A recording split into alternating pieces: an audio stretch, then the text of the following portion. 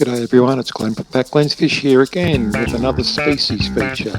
Today we're going to be talking about the Pundamilia nyererei from Ruti Island. It's a really cool Lake Victorian cichlid. Go get yourself a cuppa or a cold one and come back to spend some time getting to know this rock star. See you soon.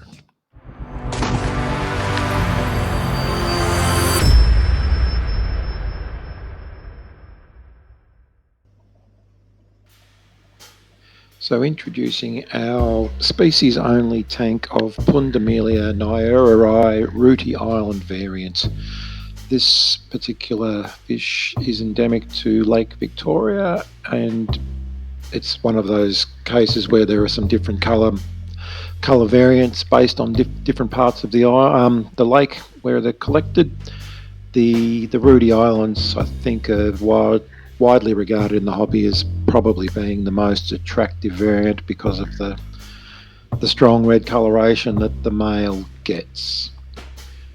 I'm not going to bother you too much with going into the parameters and the true specifics of water chemistry for the lake. That's for you guys to look up and find in a book if you think this is a fish you want to work with.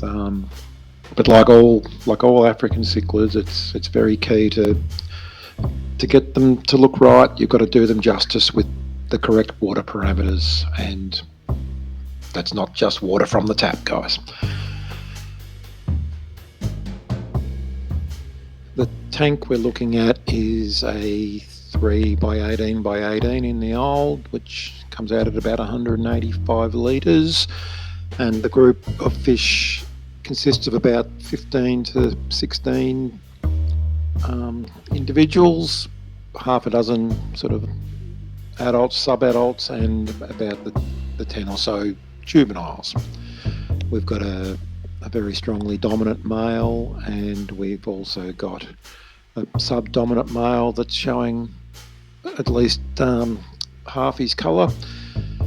The tank's being filmed with the camera sort of hidden under a shroud, which I put around about an hour before turning it on, just to try and avoid some of the reflection, because I really wanted to get this lad whilst he's looking good. We've had a spate of weather here in Tasmania as this is being recorded, where the barometer is going all over the shop with highs and low pressure systems passing us over, and it's led to quite a spate of breeding in our room, including amongst some of the Victorian cichlids. And this became very evident when these fish were moved from their holding tank a matter of a week or so ago. Young female holding in a 90-litre grow-out tank, effectively, where these fish have been cooling their jets while they waited a turn in a breeding tank. So these guys are going to get a rotation through a breeding tank. The plan is to see how many females this young lad services in the next couple of weeks, and by the looks of his coloration and his activity, he's got his mind on the job. He's certainly out and about and on the prowl. In terms of tips and tricks with the breeding, there's nothing much to report here. This is a mouth brooding, maternal mouth brooder style of breeding, and the main thing is to probably have that 12 plus group of fish. It doesn't necessarily matter how many females you've got, as long as there's some in there. They're not the worst for aggression, and the key principle to pretty much all the African breeding over and over again, 101, just give them the right food, give them the right water, and you'll get these to breed. They're not too hard.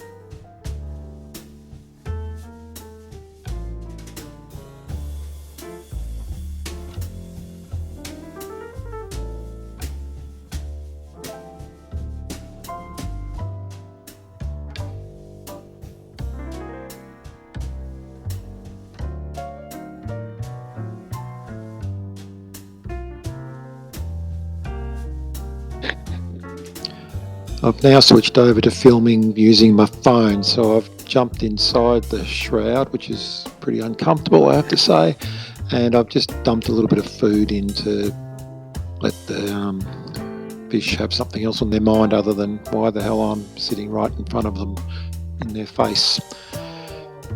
The history of this group of fish goes back a little ways. I've managed to get some of these down from a really good source in Sydney back in around 2014, 2015. The state of Victorian cichlids in Australia, I think I've mentioned this in other videos, it can be a bit sketchy, and you'll probably get sick of hearing me talk about this sort of stuff too, but this is a perfect case in point example of a species of fish that sort of certain breeders become incumbent to looking after and maintaining. And in my case, I was able to pass some of these fish on to a fellow, a good mate, who really looked after them for a number of years and brought some back to us at a time when I no longer had the fish, and these now have been passed over to Steve at the cichlid guy. This is his group of fish, even though they're in my room, and he's now the guardian.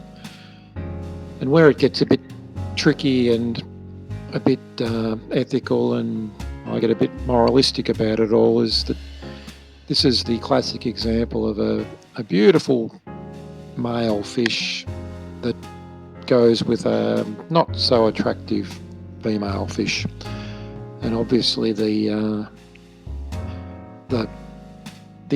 all male display people out there, which, you know, you're perfectly entitled to be one of those, are not interested in all those brown fish in the background. And unfortunately, without the brown fish in the background, you don't get that lad in the foreground that is such an awesome display fish.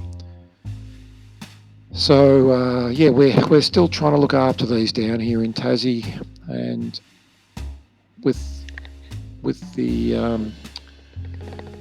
the lack of opportunity for these fish to come into the country anymore, this is kind of what we're working with as a bloodline, and very proud of this group of fish. They're incredibly true to type. If you go and do some searching and Google imaging, you'll find fish that look like this as an example of the Ruti Island variant. These are very, very straight line of fish we're working with here, and it's been great to work in collaboration with these other breeders that have helped me to keep this line going.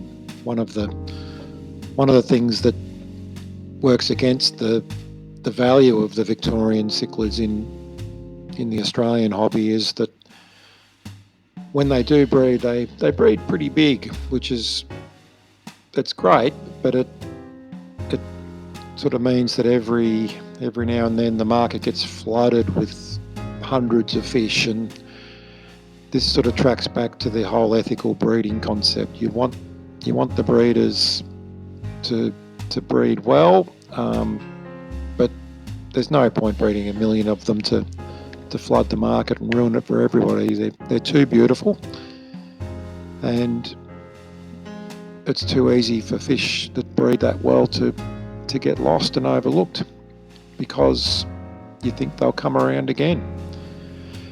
Anyway, that's probably enough of me having a rant. I really hope you've enjoyed meeting our group of Nyererei Ruti Island, and thanks for watching. We hope we'll see you in the next one.